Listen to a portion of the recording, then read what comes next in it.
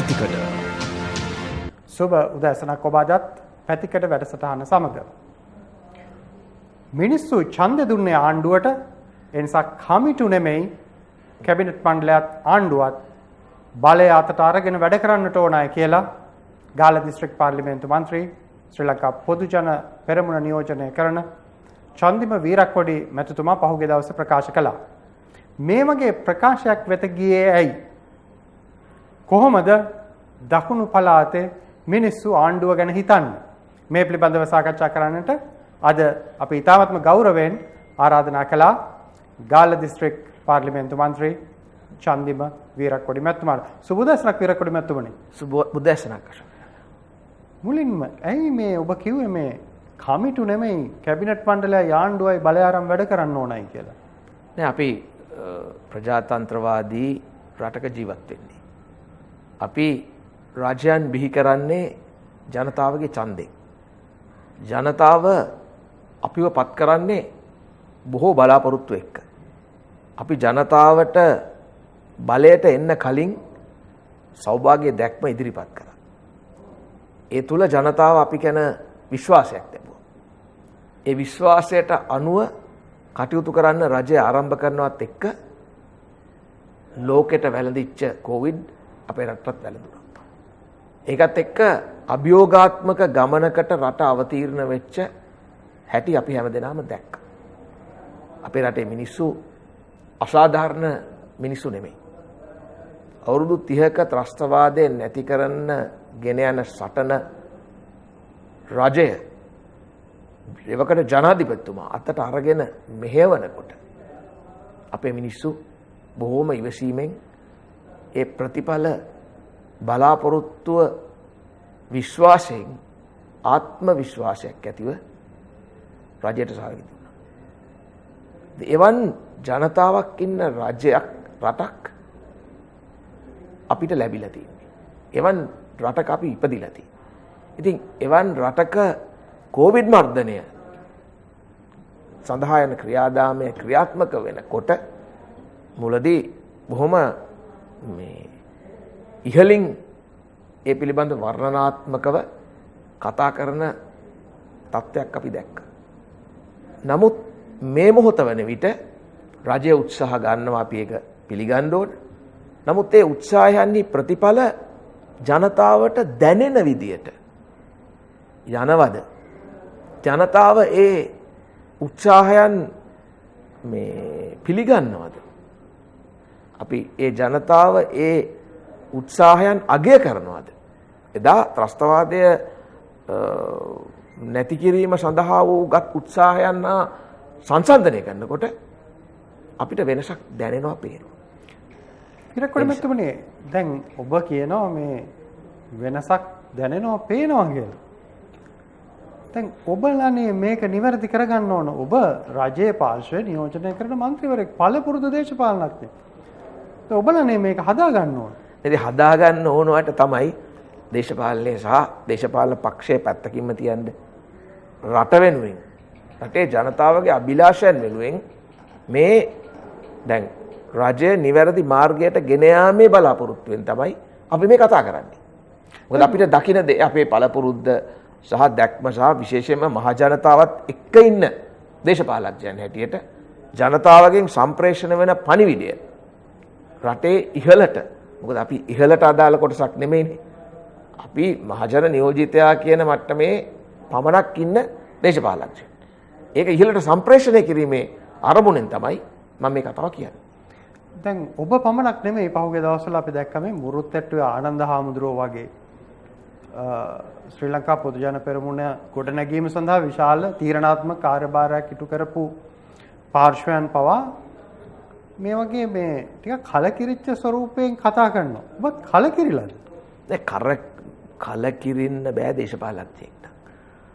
දේශපාලකයා කියන්නේ මහජන නියෝජිතයා කියන්නේ ජනතා අපේක්ෂාවන් නියෝජනය කිරීමට ස්වකැමැත්තෙන් ඉදිරිපත් වෙලා ජනතාවගේ කැමැත්තෙන් පත්වෙච්ච කෙනෙක්. එතකොට අපි අපේ කලකිරීමද අපේ සතුට ඇතිවීමද කියන එක අදාළ කරගන්න බෑ ජනතා බලාපොරොත්තු අභිලාෂයන් වෙනුවෙන් නියෝජනය කරනකොට. ඒ නිසා ජනතාවගේ බලාපොරොත්තු අපි ජනතාවට දීපු බලාපොරොත්තු රජය හැටියට ඉටු කරවා ගැනීම සඳහා අවශ්‍ය කරන පණිවිඩය තමයි මේ දෙන්න උත්සාහ කරන්නේ. දැන් ඔබ ශ්‍රී ලංකා නිදහස් පක්ෂය නියෝජනය කරන්නේ. එතකොට පක්ෂයක් හැටියට ශ්‍රී ලංකා පොදු ජන පෙරමුණේ හවුල්කාර පක්ෂයක් හැටියට කේවල් කරන්න පුළුවන් වඩා ශක්තිමත්ව පුද්ගලයා හැටියට කේවල් කරනවට වඩා ශ්‍රී ලංකා නිදහස් පක්ෂය හැටියට නෑ අශෝක මම ශ්‍රී ලංකා නිදහස් පක්ෂය අපි ඔක්කොම ශ්‍රී ලංකා නිදහස් පක්ෂයෙන් තමයි ආරම්භ කරලා තියෙන්නේ මේ වෙන අර මේ තොප්පියක් දාගෙන හිටියට ඇත්ත කතාව. හැබැයි මම ශ්‍රී ලංකා නිදහස් පක්ෂයෙන් ශ්‍රී ලංකා පොදු ජන පෙරමුණට සම්බන්ධ වෙච්ච කෙනෙක්නේ. ඉතින් මේ දෙපැත්තෙම ඉන්න එකම කට්ටිය තමයි. ඉතින් මම ඒ ශ්‍රී ලංකා නිදහස් පක්ෂය හැටියට සලකන්නේත් නැහැ. ශ්‍රී ලංකා පොදු ජන පෙරමුණ හැටියට අපිව එහෙන් සලකන්නේත් නැහැ කියලා තමයි අපිට හිතෙන්නේ. මේක දේශපාලනික වශයෙන් ගත්තොත් උබතව කෝටිකයක් නේ. පැහැදිලිවම දේශපාලනයේ අපැහැදිලි තත්ත්වයක්. හැබැයි ඉතින් අපේ රටේ ජනතාව අප කෙරෙහි විශ්වාසය තියපු ඉන්න විශේෂයෙන්ම ගාල්ල දිස්ත්‍රික්කයේ 85000ක් අපිපත් වුණා. ජනතාව මාවපත් කරා. ඒ ජනතාව විශ්වාසය බිඳින්න මට අයිතියක් නැහැ. මං 4 වෙනි වතාවටත් පාර්ලිමේන්තුවට නොකඩවාපත් උනේ ඒ ජනතා විශ්වාසය බිඳීමට කටයුතු නොකළ නිසා කියලා මං විශ්වාස කරනවා. වීරක්කොඩි මැතිතුමාගේ කතාව අහගෙන ඉන්නකොට මේ දේශපාලනයේ තරමක් යටිපෙළේ බරපතල තත්ත්වයන් තියෙන බව පේනවා. වීරක්කොඩි මැතිතුමනි මේ පොහොර ප්‍රශ්නේ ඔබ විශේෂයෙන්ම ඔබ හබරාදුව සම්බන්ධීකරණ කමිටුව නියෝජනය කරනවා. මේ වවන තේ වවන ජනතාවේ ඉන්න ප්‍රදේශ. පොහොර ප්‍රශ්නේ කොහොමද මිනිස්සුන්ට බලපාලා තියෙන්නේ? පොහොර නැතුව අපි දකිනවා කවදාවත් නැති විදිහට මේ පොලිමේ ගිහිල්ලා කොවිඩ් අභියෝග හමුවේ මිනිස්සු පොර කනවා. ඇයි මේ වගේ තත්ත්වයක් අපිට ඇති වුනේ? මටත් ඒක හිතා ගන්න බෑ. ඇත්තටම මමත් කෘෂිකර්මාන්තයේ පෞද්ගලිකව යෙදෙන කෙනෙක් හැටියට කාබනික පොහොර භාවිතයට අපි හුරු විය යුතුයි. ලෝකයේ කාබනික පොහොර භාවිතා කිරීමේ ප්‍රවණතාවයන් ආරම්භ කළා තියෙනවා. හැබැයි ඒ තාක්ෂණය අපිට අද වෙනකන් සම්බන්ධ වෙලා නැහැ. ඒ සහ සම්බන්ධ අවශ්‍ය ප්‍රමාණයට අධ්‍යයනයන් අපේ රටේ සිදු වෙච්ච නැති බව දැන් ඊටාම පැහැදිලි. මේ ඇති වෙච්ච තත්ත්වයක් එක්ක. ඉතින් එහෙම තියෙද්දි එකපාරටම මේ තීන්දුව ගත්තේ ඇයිද කියන එක මටත් ලොකු ප්‍රහේලිකාවක් වගේම කෘෂිකාර්මික ජනතාව නියෝජනය කරන දිස්ත්‍රික් එක මහජන නියෝජිතෙක් හැටියට හදිස්සියෙම උදේ නැගිට්ට ගමන් දෙපැත්තට කම්බුල් පාරවල් දෙකක් වැදුනා වගේ වැඩක් තමයි උනේ. මොකද පෝර ගේන එක තානම් පෝර නැහැ. අපේ දිස්ත්‍රික්කේ එකම කඩේකවත් මමත් හෙව්වා පෝර ඇටයක් නැහැ හොයාගන්න. කුරුඳු පෝර හෝ තේ පොහොර හෝ රබ පොහොර. ඉතින් එතකොට මේක ලොකු ප්‍රශ්නයක්. මට හිතා ගන්න බැරි කල යුතුයි නෙමෙයි.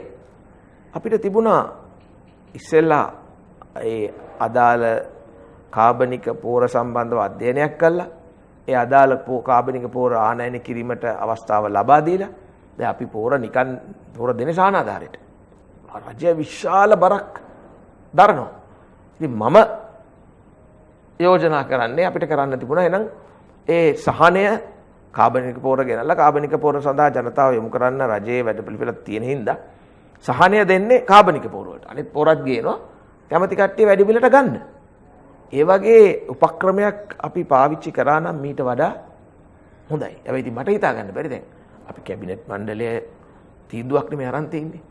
කැබිනට් මණ්ඩලයේ මේ ප්‍රදේශ නියෝජනය කරන මේ අදාළ විෂයන් නියෝජනය කරන උදවිය ඇයි තමන්ගේ නිරීක්ෂණවලදී මේ தත්ත්වය කැබිනට් මණ්ඩලයට පැහැදිලි කරන්නේ නැත්තේ කියන කාරණය. දැන් අපි කැබිනට් මණ්ඩලය නියෝජනය කරනකොට අපිට විරුද්ධ විය යුතුයි කියලා හිතන දේවල් සම්බන්ධව අදහස් ඉදිරිපත් කළ යුතුයි කියන කාරණා සම්බන්ධව අපි අපේ කැබිනට් නිරීක්ෂණ හැටියට ඉදිරිපත් කළා තියෙනවා. ඉතින් එසේ නොකිරීම මම හිතන්නේ මේ தത്വයට පත්වීමට හේතුවක් හැටියට අපි දකිනවා. දකුණු පළාතේ විශාල කුඩා තේවතු හිමියෝ ප්‍රමාණයක් ඉන්නවා. කුරුඳු වගාකරුවෝ ප්‍රමාණයක් ඉන්නවා. දැන් පොහොර නැති වුණොත් මේ අය ඉතා පැහැදිලි ඔවුන් අසීරුවට පත් වෙනවා. විරකුණ මැතිතුමනි දැන් මෙන්න මෙතෙන්ට අපි තල්ලු වුණොත් බරපතල තත්වයක් නේ වෙන්නේ. මොකද අපිට දැනටත් මේ COVID-19 අභියෝගයත් එක්ක විශාල පිරිසකට සහන දෙන්න සිද්ධ වෙලා තියෙනවා. දැන් තව පොලිමක් හදා ගන්න ඕනේ. ඇත්තටම දැන් අපි දැන් මේ මොහොතේ තැන් වල අපි මේ රැස්වීම් වලට කාරණා වලට මේ COVID තත්ත්වය යටතේ රටවහලා තියෙනකොටත් ඇවිදිනකොට මම විශාල වෙනසක් දකිනවා. අර මුල් අවස්ථාවේ වහලා තියෙන කාලේ අපි දැක්කා හැම කෙනෙකුගේ මතේ උදැල්ලක් තිබුණා. හැම ගෙවත්තක්ම වගා කරන්න සංවර්ධනය කරන්න මොනවා හරි ඇටයක් හරි හිටෙව්වා. හැබැයි අද තත්ත්වය ඊටාම අවාසනාවන්තයි. මම දකින කෙනෙක් ඇටියට කියන්නේ කිසිම තැනක වීගොවිතැන් ටික කරනවා ඇරෙන්න අනෙකුත් කිසි තැනක වගාව සඳහා කිසි කෙනෙක් නැඹුරු වෙනවා මම දැකලා නැහැ. මට වෙනස පේනවා. මොකද මං ගමේ ඇවිදින මහ ජනතාවගෙත් එක්ක ඉන්න යනකොට මොකද්ද වෙන්නේ කියලා හොයා බලන කෙනෙක් හැටියට. ඉතින් ඒ හින්දා මේක තත්ත්වය එච්චර හොඳ නැහැ. මොකද අපිට මේ වෙලාවේ පළවෙනි අභියෝගේ අපිට ගහගන්න ලොකු යෝධෙක් එක්ක ගහගන්න වෙලා තියෙනවා. කොවිඩ්.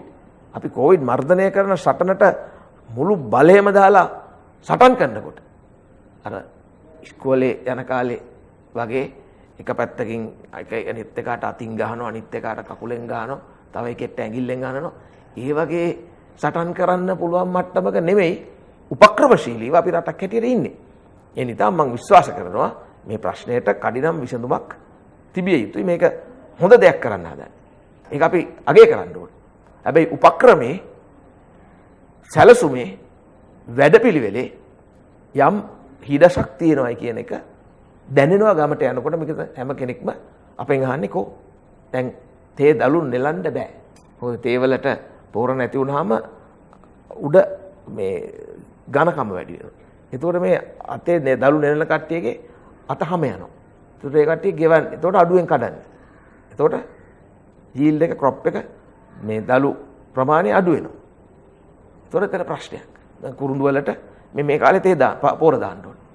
පොර නොදැම්මම පොත්තේ ඝනකම අඩු වෙනවා. ඒතකොට බර අඩු වෙනවා.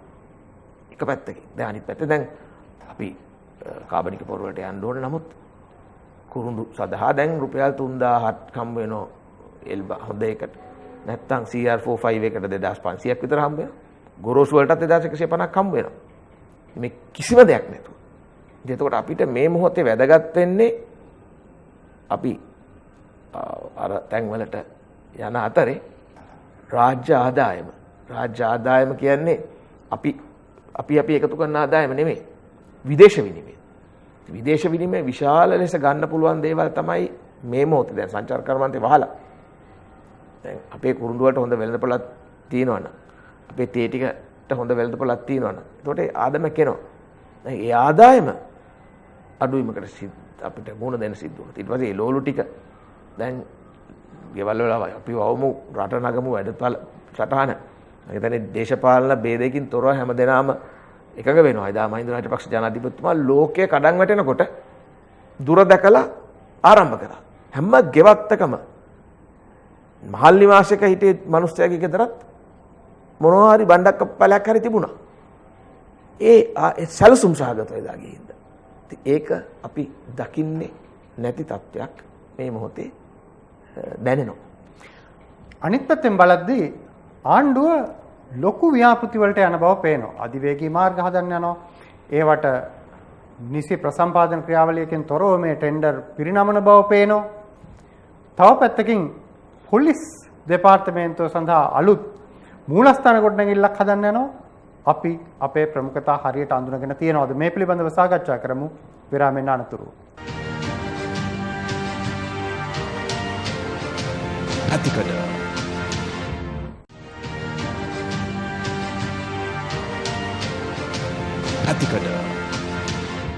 ඔබ නැවතත් පැතිකඩ වැඩසටහන සමග අද අපේ ආරාධිතයා ගාල්ල දිස්ත්‍රික් පාර්ලිමේන්තු මන්ත්‍රී නීතිඥ චන්දිම විරක්කොඩි මැතිතුමා. විරක්කොඩි මැතිතුමනි, ආර්ථික පුනර්ජීවනය හා දරිද්‍රතාවය තුරන් කිරීම සඳහා වන ජනාධිපති කාර්ය සාධක බලකායක් අපිට තියෙනවා. දැන් මේ බලකා අපේක්ෂිත අරමුණු ඉෂ්ට කරනවද?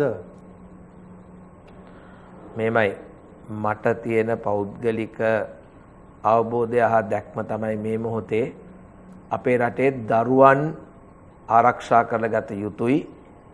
මොකද අපේ අනාගතය කියන්නේ දරුවන්. අපේ ප්‍රධානතම ආයෝජනය මේ පිටරටින් එන ඩොලර් වලටත් වඩා අපේ මානව සම්පත. දැන් කොවිඩ් තත්ත්වය නිසා මිය යන උදවිය, ලෙඩ වෙන උදවිය, ලෙඩ වීමට එරෙහිව ඉන්ජෙක්ෂන් ගහන ඒවා වෙන කාරණයක්. මේ මොහොතේ අවුරුදු 1.5කට වැඩි දැන් අවුරුදු 2කට ආසන්න වෙමින් පවතිනවා අපේ දරුවන්ගේ අධ්‍යාපනය කඩාකප්පල් වෙලා. ඒතකොට මේ මොන ආර්ථික වැඩපිළිවෙලක වුණත් පළවෙනි දේ තමයි මේ කණ්ඩායම ආරක්ෂා කරගන්න. දැන් අවුරුදු 2කට ආසන්න කාලයක් පාසල් නොගියපු දරුවෝ අපි රජයේ හැටියට අපිත් කියනවා දැන් ඔන්ලයින් අධ්‍යාපනය. නමුත් මේ ඔන්ලයින් අධ්‍යාපනය කියන එක ප්‍රායෝගිකව වෙනවද? කරන්න පුළුවන්ද? දැන් පාන්ගෙඩියක් ගන්න අමාරු මිනිස්සු ඉන්න මොහොතක ඩේටා ගන්න, සල්ලි හොයාගන්න කොච්චර අමාරුද බහුතරයකට මේ රටේ. දැන් අපි පැහැදිලිව දන්නවා දැන් ඊයේත් මට කවුරු හරි කතා කරලා ඇහුවා පරණ ටෙලිෆෝන් එකක් තියෙනවද කියලා අපේ දරුවට. මම මේ බොරු නෙමෙයි කියන්නේ.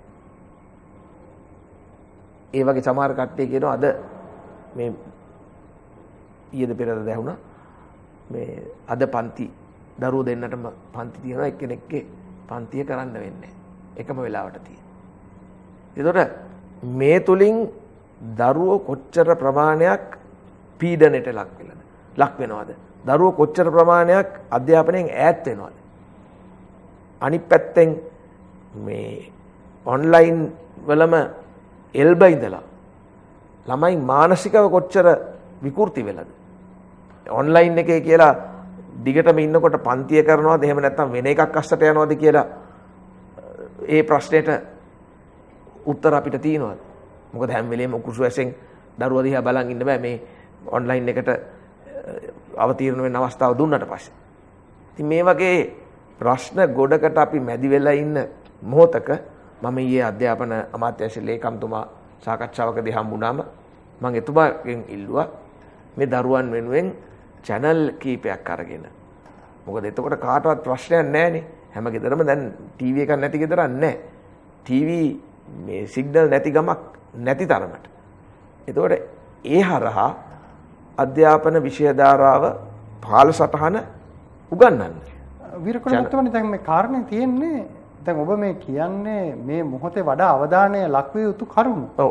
ඉතින් මේක ඇත්තටම අනිත් පැත්තෙන් බැලුවහම අපිට පේන්නේ නැහැ මේ ප්‍රමුඛතා එසේ හඳුනා ගන්නවද කියලා. මොකද එක පැත්තකින් අපි දැන් මේ එකවර කියනවා පොලිස් මූලස්ථානයේ අත්තිඩියට ගෙනියන්න ඕනයි කියලා. දැන් මේවා ඇත්තටම අපේ මේ මොහොතේ ප්‍රමුඛ ලෙස කළ යුතු කටයුතු. ඒක තමයි මම කිව්වේ. දැන් මම කිව්වේ පළවෙනි දේ තමයි දරුවන් වෙන්න ඕනේ. ඇත්තට අධ්‍යාපන ලේකම්තුමා කිව්වා එතුමා ඒක සඳහා අවධානය යොමු කළා කියලා. අපි ඉතින් අවධානය යොමු කරපු ගැන අපි සතුටු වෙනවා. නමුත් අවුරුදු 2කට ආසන්න වෙනකන් ක්‍රියාත්මක නොවීම පිළිබඳව අපිට ප්‍රශ්නයක් තියෙනවා. ඒ නිසා රටේ අනිකුත් සංවර්ධන කටයුතු වෙන්න ඕන. අධිවේගී මාර්ග හැදෙන්න ඕන, නගර නිර්මාණය වෙන්න ඕන, මූලස්ථාන ගැලපෙන්නේ නැති තැන්වල තියෙනවා යන්න ඕන. හැබැයි වඩාත්ම අත්‍යවශ්‍ය ප්‍රමුඛතාවයන් හඳුනගෙන අපි ඒ සඳහා මොකද මේකේ තව ප්‍රශ්නයක් ඇති වෙනවා. දැන් අපි මේ ගමේ දුප්පත් අහිංසක බහුතර දරුවන් මේ විදියට වෙද්දි අන්තර්ජාතික විශ්වවිද්‍යාල වලට යන මේක ඉන්ටර්නැෂනල් ස්කූල් වලට යන දරුවන් අද ඔන්ලයින් එකෙන් තමන්ගේ වැඩේ කරගෙන යනවා. ඒ අයට කිසිම බාධාවක් වෙලා නැහැ.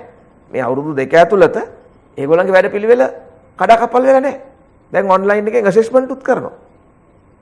ඉතින් අපි හැමදේම අඳුරනෝනේ. මම ඒ කට්ටියට වෛර කරනව නෙමෙයි. හැබැයි ඉතින් මෙහෙම ගියොතින් රටේ අර දුප්පත් අහිංසක බුද්ධිමත් රට තුල ඉදිරියට එන්න පුළුවන් දරුවෝ ටිකට විශාල ප්‍රශ්නයක් තව කාලයක් යනකොට එනවා. ඒ වගේම මේකේ තවත් භයානක පැත්තක් තියෙනවා. දැන් රටේ ක්‍රීම් එක නෙමෙයි තෝරලා ශිෂ්‍යත්ව පාසල එවන්නේ. ඒ ශිෂ්‍යත්ව පාසල එවපු දරුවෝ දැන් මොණරාගලින් රාජකීය විද්‍යාලයට ආපු දරුවා. ඉස්කෝලෙත් එක්ක සම්බන්ධයක් නැහැ අවුරුදු දෙකක් යනකම්. මේ ඔන්ලයින් කරනවද මොන ලයින් කරනවද? ඒ දරුවා ඉන්න ගමේ තියනවද මේ පහසුකම්? දැන් ගාල්ලේ ඊයේ මට කතා කරා මේ යක්කල මුල්ලෙන් රිච්මන්ඩ් විද්‍යාලයට ආපු දරුවට මොකද්ද වෙන්නේ කියන ප්‍රශ්නයක්. ඉතින් ඒ වගේ මේ ව්‍යාකූල වෙච්ච වගේම අවධානය යොමු කළ යුතු කාරණා සම්බන්ධව මම හිතන්නේ කඩිනමෙන් මේ අවධානය යොමු යුතුයි. අපිට එන්නත් කරන්නේ මේ මොහොතේ තියෙන ගැඹුරු ගැටලුවක්. ඔව්. හැමෝම බලාපොරොත්තුවෙන් ඉන්නේ එන්නත් ලබා ගන්න. කොහොමද අපි මේක කළමනාකරණය කරගන්නේ? අපිට කොතනද මේ වැරදිලා තියෙන්නේ? ඒ කියන්නේ දැන් අපිට පේනවා එන්නත් කරගන්න එන පිරිසකින් අත්සන් ගන්නෝ එක මාත්‍රාවක් ස්පුට්නික් V එන්නතෙන් ලබා ගන්නට අපේ අභිමතය ලබා ගන්නවා. මේ අපි එන්නත් ඕඩර් කිරීමේදී අපිට අපේ කටයුතු කළමනාකරණය කරගත්තේ නැති එකේ ප්‍රතිඵලද මේ තියෙන්නේ? නෑ සමහර විට එහෙම වෙන්නත් පුළුවන්. මොකද එහෙමත් ඒකත් අපි වගකීම ගන්න ඕනේ. මොකද මම ඒකයි කිව්වේ ජනතාව අපිවපත් කරා. පාර්ලිමේන්තුව ආණ්ඩුව මේ ආණ්ඩුවේ ඉන්නවා හිටියා දැනටත් ඉන්නවා මේ විෂය පිළිබඳ ලෝකයේ දැනුම ලබාගත්ත අන්තර්ජාතික මේ අවබෝධය සහ දක්ෂතා සහ පුහුණුව තියෙන මහාචාර්ය තිස්ස විතාරණ වගේ උදවිය. දැන් අපේ මේ පවිත්‍ර කවුද මේ සුදර්ශනී ෆර්නෑන්ඩෝ පිල්ල මැතිණිය ඒ විෂය පිළිබඳ විශේෂඥ වෛද්‍යවරයෙක්. ප්‍රජා වෛද්‍ය විද්‍යාව පිළිබඳ විශේෂඥ වෛද්‍යවරයෙක්. වෛරොලොජි පිළිබඳ විශේෂඥ මහාචාර්යවරයෙක් තිස්ස විතාරණ මැතිතුමා. ඒ වගේම දැන් අපේ නිමල් සිරිපාල සිල්වා මහත්මයා ලෝක සෞඛ්‍ය සංගමේ සංවිධානයේ සභාපතිවරයා හැටියට හිටපු කෙනා. ඉතින් මේ පිටින් එන කණ්ඩායම් පැත්තකින්ම තියන්න ආණ්ඩු පක්ෂය නියෝජනය කරන පාර්ලිමේන්තුවේ මේ විෂය සම්බන්ධ රටේ ප්‍රවීණයන් 3 දෙනෙක් ඉන්නවා. මේ 3 දෙනාගේ සහයෝගය කොච්චර දුරට ගත්තද කියලා ප්‍රශ්නයක් මටත් තියෙනවා. ඒ හින්දා අපි හැමදෙනාම අපිට අවශ්‍යයි මේකෙදි හැම කෙනෙක්ම මේ සම්බන්ධ කරගන්න. ඒ වගේම විශේෂයෙන්ම සෞඛ්‍ය විශේෂඥයන්ගේ දැනුම එයාට මූලිකත්වය දෙන්න ඕන. හමුදාව ඒ අදාළ ක්‍රියා කරවීම සඳහා පාවිච්චි කරන්න ඕන. හැබැයි තීන්දුව ගැනීම ප්‍රතිපත්තිමය තීන්දුව ගැනීම සිදු කළ යුත්තේ කැබිනට් මණ්ඩලය සහ රජය විසින්. දැන් මේ අධ්‍යක්ෂකම් සහ දැනුම විශේෂඥතාවයේ තියෙන පිරිස නැති කමිටුයි ගොඩ නැගෙන්නේ. කමිටු තියෙනවා හැබැයි මේවට අර වෘත්තීය අධ්‍යක්ෂකම් තියෙන විශේෂඥතාවයේ තියෙන පිරිස හිඟයි. මෙන්න මේ පරතරය කොහොමද ගොඩ නැගිලා තියෙන්නේ? ඒක ඉතින් අපිට උත්තර දෙන්න පුළුවන් දෙයක් නෙමෙයි. අපිට තියෙන්නේ අපිව ජනතාවපත් කරලා තිනවා. ජනතාව අපි කෙරෙහි විශ්වාසය තියෙන නිසා ඉතින් ඒ ජනතා විශ්වාසය සුරකෙන ආකාරයට කටයුතු කිරීම තමයි අපේ වගකීම. අපි රජය හැටියට රජය කරන උදවියට මේ අපේ අදහස් ලබා දෙන්නේ ද්වේෂකින් හරි වෛරකින් හරි වෙන දෙයකින් නෙමෙයි. මේ මොහොතේ රට හැටියට අපි අපේ රට ආරක්ෂා කරගන්න ඕන. ඒ නිසා මේකට විපක්ෂයේද දැන් විපක්ෂයේ ඉන්නවා නම් වෛද්‍ය දැනුම තියෙන උදවිය ඒ හැමදෙනාම මේ මොහොතේ එකතු වෙන්න ඕන. ඒක මේ පාර්ලිමේන්තු කණ්ඩායමේ වෙන්න පුළුවන්, ඒ අයගේ පක්ෂයේ වෙන්න පුළුවන්. ඒ හැමදෙනාම එකතු කරගෙන මේක අපි ඉස්සෙල්ලා අපේ රටක් තියෙන්න එපයි. අපට අනාගත දරු පරපුරක් ඉන්න ඕන දේශපාලනය කරන්න.